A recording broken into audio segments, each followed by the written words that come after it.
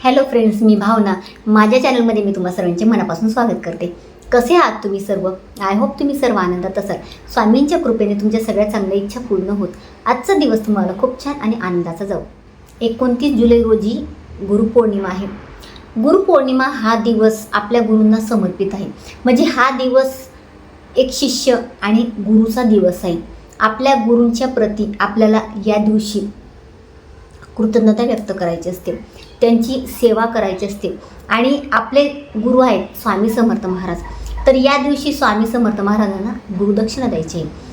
प्रत्येक आपले जे गुरु असतात त्यांना गुरुदक्षिणा देणं खूप गरजेचं असतं. आपण स्वामींची सेवा करतो, परंतु त्यासोबतच गुरुपौर्णिमेला स्वामी समर्थ महाराजांना गुरुदक्षिणा नक्की द्या. तर आपल्याला स्वामी समर्थ महाराजांना या दिवशी गुरुदक्षिणा का द्यायची आहे, कोणती गुरुदक्षिणा द्यायची आहे, आणि या दिवशी आपल्याला स्वामी समर्थ महाराजांचा अभिषेक कशा पद्धतीने करायचा आहे याबद्दलची संपूर्ण माहिती मी तुम्हाला आजच्या व्हिडिओमध्ये देणार आहे. जर तुम्ही माझ्या चॅनलमध्ये नवीन असणार आणि पहिल्यांदा हा व्हिडिओ बघत असणार आणि तुम्हाला हा व्हिडिओ आवडला तर व्हिडिओला एक लाईक नक्की करा. आपल्या आयुष्यात गुरुचं असणं खूप महत्त्वाचं असतं. आपण बघा, आपल्या आयुष्यात भूतकाळात आपण अनेक चुका करत असतो किंवा मागच्या जन्मात आपल्याकडून काही चुका झालेल्या असतात आणि या जन्मातसुद्धा आपण अनेक चुका करत असतो किंवा आपल्यावर दुःख संकट येत असतात. हे बघा, आपण संसार करत आहोत. संसारात आपल्याला अनेक समस्यांना तोंड द्यावं लागतं. अनेक दोष आपल्यामध्ये आहेत, आपल्या आयुष्यात आहेत. तर त्या दोषातून तारण्यासाठी आपला गुरु असतो. आयुष्यात एक गुरु असणं खूप खूप खूप जास्त गरजेचं असतं. आणि गुरु तो गुरु असतो आपल्याला. म्हणजे ज्या वेळेला दुःख संकट येतं, मी तुम्हाला सांगते, त्यावेळेला तुम्हाला कोणताच देव तारून येणार नाही. तारून देईल तो आपला गुरुच, आपले महाराज. स्वामी समर्थ महाराज हे ब्रह्मांड नायक आहेत. पूर्ण जगाचे चालक मालक ते आहेत. त्यांची जेव्हा आपण सेवा करतो, नितांत सेवा, ते जेव्हा आपल्या आयुष्यात येतात, त्यांना आयुष्यात आल्यानंतर, म्हणजे त्यांना आपल्या आयुष्यात आपण आणल्यानंतर आपल्याला आयुष्यात अनेक बदल दिसत असतात. स्वामींना आपण आयुष्यात आणत नाही, तर ते आपला शोध घेत असतात, ते आपल्याला शोधत असतात.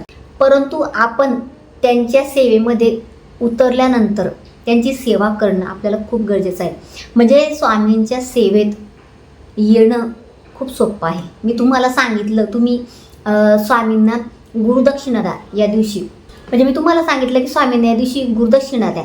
परंतु गुरुदक्षिणा देणं किंवा स्वामींच्या सेवेत येणं ही गोष्ट वेगळी आहे. पण स्वामींच्या सेवेत शेवटपर्यंत टिकून राहणं, शेवटच्या श्वासापर्यंत, हे खूप कठीण आहे. म्हणून स्वामींच्या सेवेत या, परंतु टिकून राहा, ही गोष्ट तेवढी महत्त्वाची आहे. स्वामी, तुम्ही कितीही त्यांची साथ सोडली, स्वामी तुमची साथ कधीही सोडणार नाही. म्हणून या दिवशी स्वामींना गुरुदक्षिणा नक्की द्या. आपले ते गुरु आहेत, आपल्याला त्यांचं करणं आहे. परंतु जेव्हा आपण गुरुदक्षिणा देतो, म्हणजे गुरुदक्षिणा देणं म्हणजे काय, तर आपल्या गुरुला जेव्हा आपण गुरुदक्षिणा देतो म्हणजे आपण त्यांची कृतज्ञता व्यक्त करत असतो. म्हणून आपल्याला महाराजांना गुरुदक्षिणा द्यायची असते.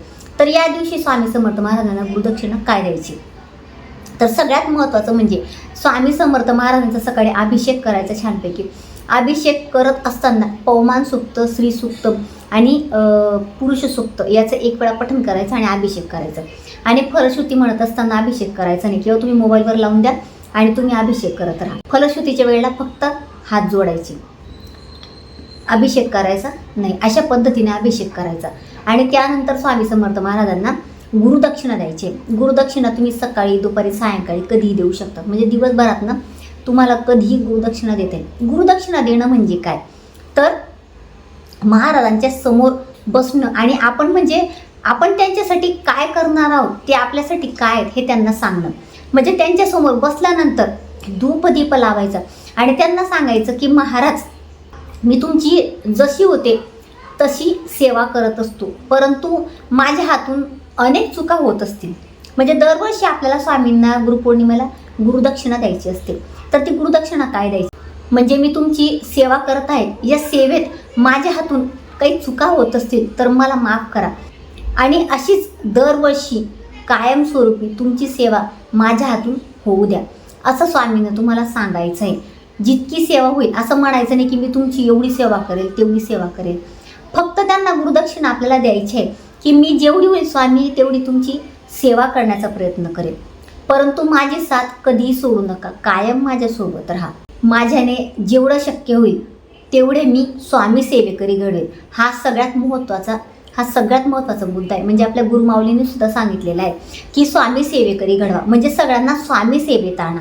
जोपर्यंत कोणी स्वामी सेवेत येणार नाही, आता 3 वर्षापासून जवळजवळ 3 वर्षापासून मी व्हिडिओ करते आहे, तर मी सांगते बरेच जण, आता तुम्ही कमेंटमध्ये नक्की सांगा, तुम्ही जर गुरु दक्षिणा दिली असेल, दरवर्षी स्वामी समर्थ महाराजांना गुरुपद घेतलं असेल, तर स्वामींच्या सेवेत तुम्ही आलेच ना, तर नक्की कमेंटमध्ये सांगा की म्हणजे तुम्ही स्वामींची सेवा करतात, तुम्हाला काय अनुभव आले. खरंच स्वामी सेवेत आपण जेव्हा येतो त्यानंतर आपल्याला बरेच अनुभव येत असतात.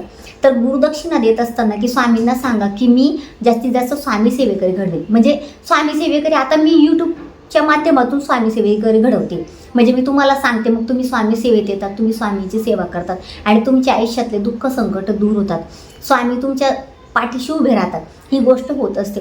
तशाच पद्धतीने तुम्ही व्हिडिओ शेअर करा माझे, किंवा तुम्ही ओरली सांगू शकतात की बाबा तू स्वामी सेवेत येऊ, स्वामींची सेवा कर. म्हणजे प्रत्येकाचे दुःख संकट आपल्याला दूर करायचे आहेत. तर महाराजांनी हेच सांगितलेलं आहे की म्हणजे मी प्रत्येकाच्या आयुष्यात येऊन प्रत्येकाचं दुःख संकट दूर करणार आहे.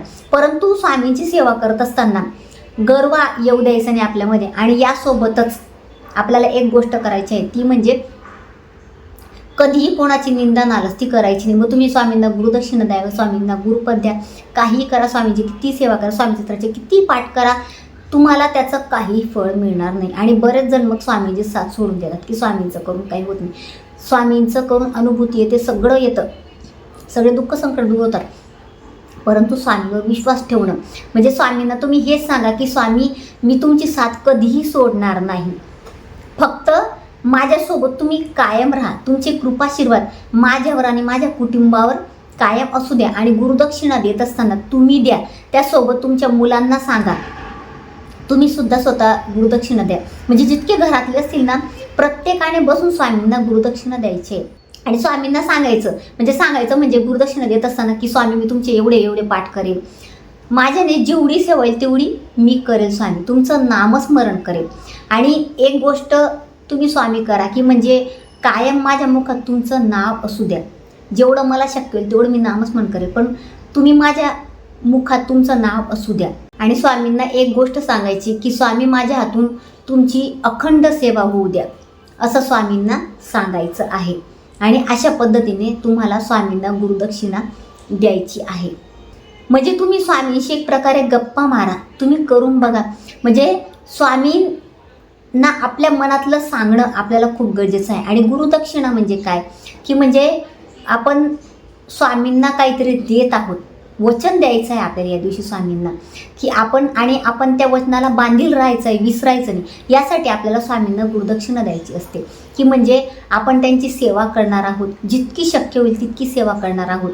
आणि कायम आपल्यामध्ये म्हणजे काय होतं, गुरुदक्षिणा दिल्याने एक गोष्ट होते की म्हणजे आपल्यामध्ये कधी गर्व येत नाही आणि आपण एक चांगली व्यक्ती होतो. आपल्याला ही गोष्ट माइंडमध्ये असते की मी स्वामींना गुरुदक्षिणा दिली आहे, माझ्यामध्ये कधीही गर्व येणार नाही, मी कोणाची निंदा नालस्ती करणार नाही, कोणाला जज करणार नाही, ही गोष्ट आपल्यामध्ये होते.